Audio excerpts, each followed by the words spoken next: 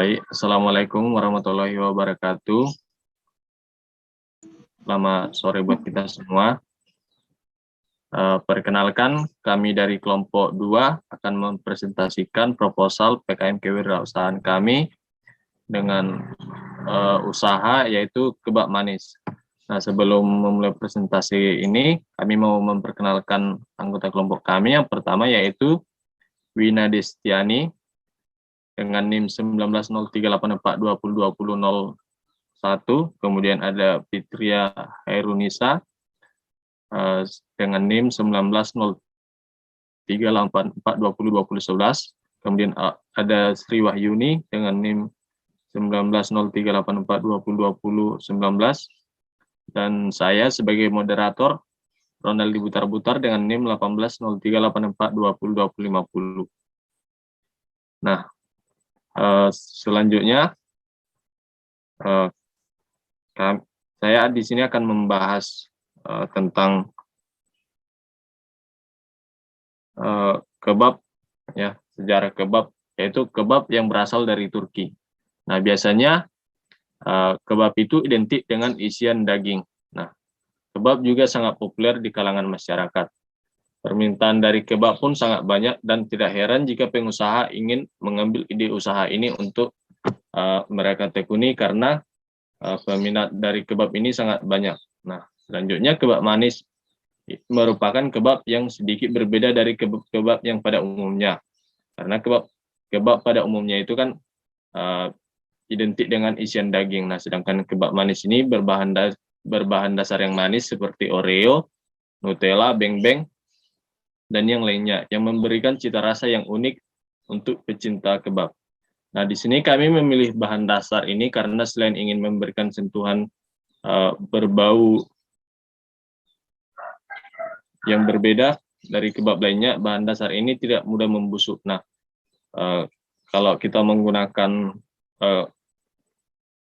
kebab yang isian daging kan biasanya itu bahan-bahan dasarnya itu kayak bahan-bahan mentah, kayak daging gitu. Jadi itu bahan-bahan dasarnya itu rentan untuk membusuk gitu. Kalau terlalu lama dia rentan membusuk. Nah, sedangkan kalau untuk kebab manis ini yang kami gunakan itu bahan-bahan dasarnya seperti Oreo, Nutella, beng-beng yang kerentanan untuk expirednya itu masih lama. Jadi dia tahan lama untuk digunakan begitu. Dan selain itu juga bahan dasar ini tidak mudah membusuk dan dapat dibeli di dalam daerah sehingga tidak perlu khawatir akan bahan baku yang tidak fresh. Nah, karena bahan dasarnya ini banyak di dalam daerah sehingga kita tidak perlu mencari-cari bahan dasarnya ini ke tempat lain dan tidak membutuhkan waktu yang lama sehingga bahan dasarnya ini bisa tetap fresh untuk kita gunakan. Nah, untuk menarik terhadap permintaan konsumen, maka kami akan menawarkan kreativitas dengan menawarkan beberapa varian rasa yaitu Oreo, Nutella, beng-beng, Milo, coklat, keju, tiramisu, matcha, dan bahkan dapat di-mix. Nah, membuat promosi pemasaran seperti iklan, poster, serta platform yang menarik. Nah, selanjutnya yaitu bab 1 pendahuluan. Yang pertama yaitu latar belakang. Nah, kebab merupakan kuliner yang berasal dari Turki yang banyak digemari di kalangan masyarakat. Dari yang muda hingga yang tua, melihat permintaan yang banyak, maka ide usaha ini pun dapat menjanjikan dibuat sebagai sebuah usaha. Nah, kegemaran yang terus meningkat ini membuat manusia semakin lebih berinovasi dalam menciptakan varian kebab yang baru, seperti halnya dengan kebab manis ini yang menyajikan dengan bahan dasar yang manis. Hal tersebut dapat membuat konsumen tertarik untuk mencobanya. Nah, selanjutnya sasaran dari pemasaran kebab manis ini ialah untuk ditujukan ke masyarakat pembeli atau konsumen juga tidak hanya dapat memesan kepada kebab manis dengan langsung datang ke tempat produksi, melainkan kebab manis juga bisa dibeli melalui pesan antar. Nah, selain dari pembeli dapat membeli langsung ke tempat penjualan, jadi di sini kami juga akan melayani dengan pembelian pesan antar gitu. Nah, selain itu dari hasil pengamatan kami bahwa tempat penjualan kami sangat baik untuk membuka usaha di daerah tersebut karena berada di tempat yang ramai. Nah, jadi dalam memilih tempat penjualan ini, kami juga melakukan pengamatan bagaimana tempat yang strategis di sana, apakah cocok untuk masyarakat di sana dengan usaha yang kami tekuni. Nah, oleh sebab itu, kami membuka usaha di daerah tersebut karena berada di tempat yang ramai. Nah, selanjutnya yaitu prioritas masalah yang akan dijelaskan oleh teman kami.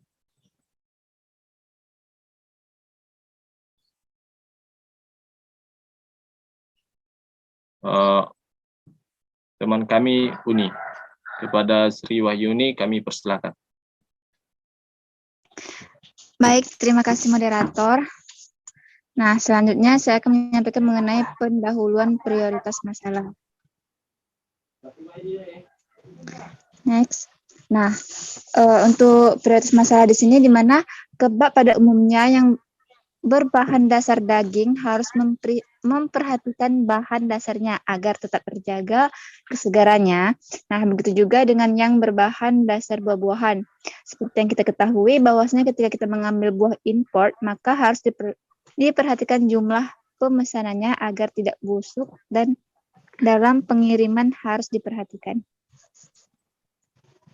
Nah, maka dari itu kami mengambil ide usaha kebab manis ini dengan berbahan dasar yang dapat dibeli di dalam daerah dan tidak mudah membusuk. Nah, di sini kami juga memperkirakan pembelian dengan kebutuhan penjualan agar tidak terbuang sia-sia. Next.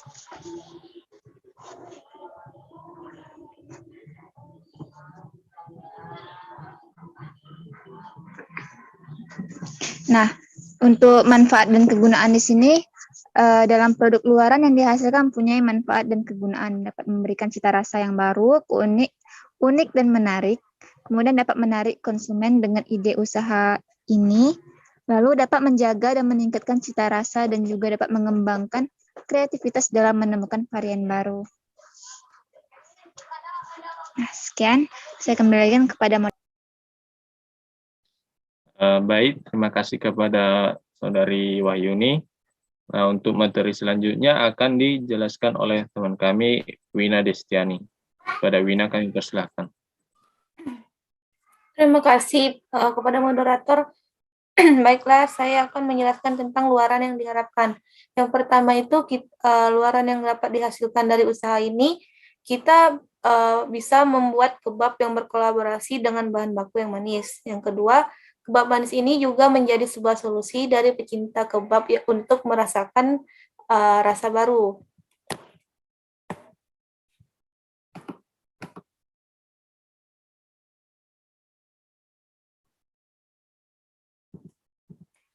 Lalu ada gambaran umum dari Renava Usaha. Yang pertama itu keunikan produk.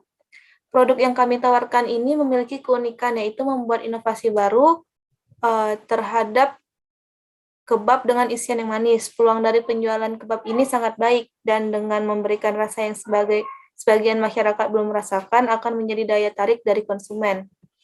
Lalu pangsa pasar. Pemasaran kebab manis ini dapat ditujukan ke setiap kalangan masyarakat, dapat dinikmati oleh yang muda hingga yang tua. Zaman sekarang, kebab adalah produk buruan konsumen, maka dari itu pembukaan usaha makanan kebab ini bisa dibuka mengingat banyaknya masyarakat penikmat kebab. Lokasi usahanya itu lokasi usaha menempatkan suatu hal yang sangat penting dan sangat menunjang bagi berkembang atau tidaknya suatu usaha nantinya. Dalam menentukan lokasi usaha, berikut adalah beberapa hal yang kami pertimbangkan. Yang pertama, lokasi usaha harus strategis, berdekatan dengan keramaian, dan merupakan pusat usaha kuliner di malam hari. Yang kedua, lokasi dekat dengan sekolah dan kos-kosan mahasiswa, kawasan rekreasi, perumahan, dan perkantoran. Untuk itu, kami telah memilih lokasi tempat usaha kami, yaitu di lapangan Pamedan Ahmad Yani, Tanjung Pinang. Baiklah, itu saja yang dapat saya sampaikan. Saya kembalikan kepada moderator. Baiklah, terima kasih kepada Saudari Wina Destiani. Untuk materi selanjutnya akan dijelaskan oleh Fitria Kerunisa. Kepada Fitria kami persilakan. Baiklah, Assalamualaikum warahmatullahi wabarakatuh. Sebelumnya terima kasih kepada moderator karena waktu yang telah diberikan. Di sini saya Fitria Hairunisa akan melanjutkan materi selanjutnya yaitu bab 3 gambaran umum rencana usaha. Nah, kita langsung saja masuk ke aspek yang pertama yaitu pengamatan lingkungan. Nah, ketika kita ingin membuat satu usaha, maka kita harus memiliki beberapa hal yang harus kita lihat terlebih dahulu. Nah, misalnya itu seperti lingkungan sekitar tempat kita ingin berusaha, berjualan misalnya. Di mana kita harus memilih tempat yang paling strategis dan banyak peminatnya. Gitu. Setelah kami amati bahwasanya lingkungan tempat kami pilih itu memiliki lingkungan yang mendukung untuk usaha kami. Banyak penggemar kebab di lingkungan tersebut. Nah, aspek yang kedua yaitu pembuatan planning usaha. Nah, langkah selanjutnya setelah mendapatkan ide untuk mendirikan suatu usaha adalah membuat planning usaha. Dalam planning usaha, dijelaskan tentang latar belakang usaha, jenis usaha, lokasi usaha, strategi pemasaran, jadwal kegiatan, sumber dana, estimasi biaya yang diperlukan, penerimaan, dan keuntungan yang akan didapatkan. Nah, setiap pembuatan usaha, ketika kita ingin memulai usaha, berarti kita mempunyai planning ya kan untuk memulai usaha kita. Next, selanjutnya yaitu strategi pemasaran. Nah, untuk strategi pemasarannya yang kami lakukan ialah membuat takaran yang pas untuk mendapatkan cita rasa yang unik dan minat. Nah, setiap pembuatan usaha kita perlu memiliki takaran-takaran atau ukuran-ukuran untuk membuat suatu usaha. Nah, selanjutnya menjual produk dengan harga terjangkau dan worth it untuk rasa. Nah, ketika seseorang memulai usaha, maka ketika dia membuat suatu usaha, apakah usaha ini cocok dengan harga segini? Nah, gitu. Selanjutnya, membuat dan menyebarkan platform penjualan secara langsung media sosial. Nah, bisa kalau secara langsung itu kita bisa menggunakan katalog biasanya kan untuk menyebarkan secara langsung. Nah, kalau untuk media sosial itu bisa berupa Instagram, Facebook, WhatsApp, dan lain-lain. Nah, selanjutnya menawarkan pesanan antar untuk pemesanan produk. Nah, di sini kita punya usaha bisa bergabung misalnya ke Gojek, Maxim, kan karena ada fitur-fitur untuk pemesanan antar jemput seperti itu. Nah, selanjutnya persiapan usaha. Untuk mempersiapkan segala bahan dan alat yang akan dibutuhkan untuk membuat kebab termasuk strategi pemasarannya. Nah, untuk membuat usaha, maka kita harus mempersiapkan usaha yang kita butuhkan, juga termasuk strategi pemasarannya juga. Aspek yang terakhir yaitu memulai usaha. Ketika semua aspek-aspek sudah terpenuhi, misalnya strategi, persiapan usaha, barang-barang, maka kita akan memulai usaha kita selanjutnya untuk merintis usaha dari kecil hingga yang ke besar. Next, more. Selanjutnya yaitu bab keempat, biaya dan jadwal kegiatan. Nah, di sini kami mempersiapkan anggaran biaya terdiri dari jenis pengeluaran dan biaya yang diperlukan. Yang pertama yaitu peralatan penunjang yang membutuhkan biaya sekitar Rp2.866.000. Yang kedua bahan habis pakai Rp833.100 dan lain-lain bahan yang kami perlukan dengan biaya Rp150.000. Sehingga total anggaran biaya yang kami perlukan yaitu mencapai Rp3.849.100. Nah, selanjutnya jadwal kegiatan. Nah, di sini sudah kami tuliskan jadwal kegiatan kami dengan menggunakan schedule. Yang pertama yaitu persiapan proposal usaha itu dimulai dari Desember 2021. Selanjutnya, survei lokasi dan bahan baku itu dari Desember sampai ke Januari 2022. Pengadaan peralatan itu dari Desember juga sampai akhir Januari 2022. pengadaan media promosi dari Januari 2022 sampai akhir Januari, menjalankan usaha dari Februari sampai akhir, dan pemasaran produk sekalian dengan menjalankan usaha. Nah, itu saja materi yang dapat saya sampaikan. Terlebih dan terkurang saya mohon maaf. Saya kembalikan ke moderator. Baik, terima kasih kepada Saudari Fitria. Sekianlah presentasi dari kelompok kami. Terlebih dan terkurangnya kami mohon maaf. Kami ucapkan terima kasih.